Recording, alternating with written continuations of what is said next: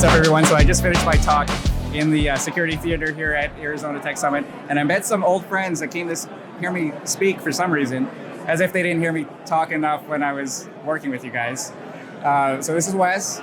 Wes, where do you work today? At Banner Health. I'm the Director of Identity and Access Management. Okay.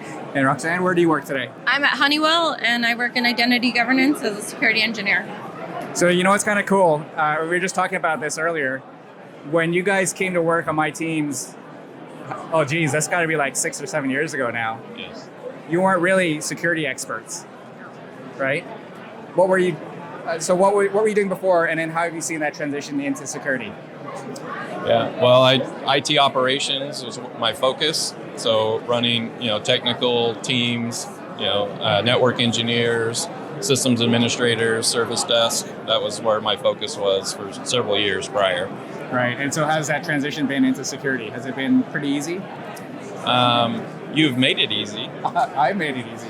No, I think, no. Let's back up here. So not that I made it easy, but I think Wes made my life easier, for sure. I think hiring somebody like Wes who kind of did a little bit of everything, right? Not focused on just one thing, but a little bit of everything kind of made my life easier. So thank you for a number of years of supporting my team, our leadership team. Yeah, anytime. But yeah, it helped with the transition. My background coming into security, understanding the challenges other IT teams have, was very important, and it helped mature my security journey, having that understanding. Cool. And Roxanne, when you came over to us, you were nothing close to security. No, I worked in healthcare, but I was like an admin, helping coordinate the whole EMR transition process for the healthcare, all the hospitals. Came in as an entry-level analyst, knew nothing about security.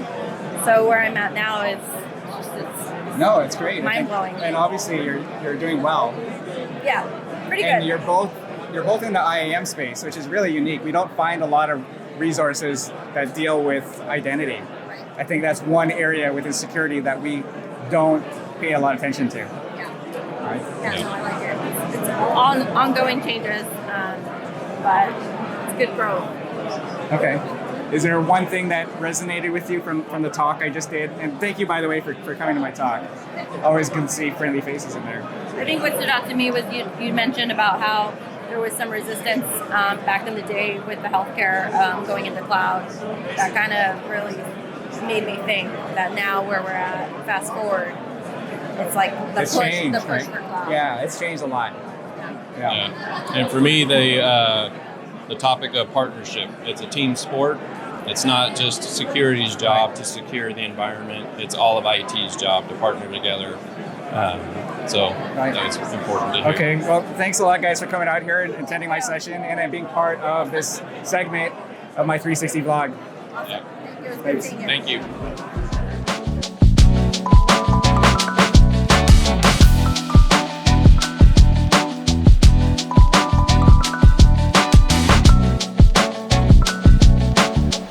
Hey everyone, I'm sitting outside the Phoenix Convention Center at the Arizona Tech Summit, and so far it's been pretty cool. I'm running into people that I haven't seen in at least a year, maybe 2, and I'm sitting here with Jeremy. Jeremy and I've known each other, I was joking because back in the day I think I sold him a Palo Alto, probably like 10 years ago maybe. Yeah, it's probably been a good decade. And then he came to work on my team, right, as an engineer? Yeah, we're at Dignity Health at the time. Yeah, and where are you now? So right now I'm at Marsh & McLennan, based out of New York, so we do a more insurance type company. Yeah, still in security, obviously. Yeah, security engineer over there, really large security team, but it's been a good experience. Went there right before COVID happened, and it's been a great experience, so really been able to continue growing my skill set over there, and just meeting a lot of new people, seeing how the industry's changed. Definitely jumping from a healthcare side, which that's when I met you. I worked in healthcare. Both times, yeah, absolutely. And to go over to more of a financial sector, it's just been a really different perspective. A good perspective. It's been enjoyable. Yeah. So I don't know. I was trying to remember last time they had this Arizona Tech Summit in person. Not sure if they did it last year. Have you been to this conference before? I think last year it might have been virtual. I've actually been out to this conference a few times over the last several years. Yeah, but for me probably been a personally, I couple think years. 3 years ago was the last time I was out here. Yeah, I think that the pandemic really kind of shifted stuff. But Yeah, what's it like walking around? I mean, seeing all the familiar faces that we haven't seen, the past year or past 2 years.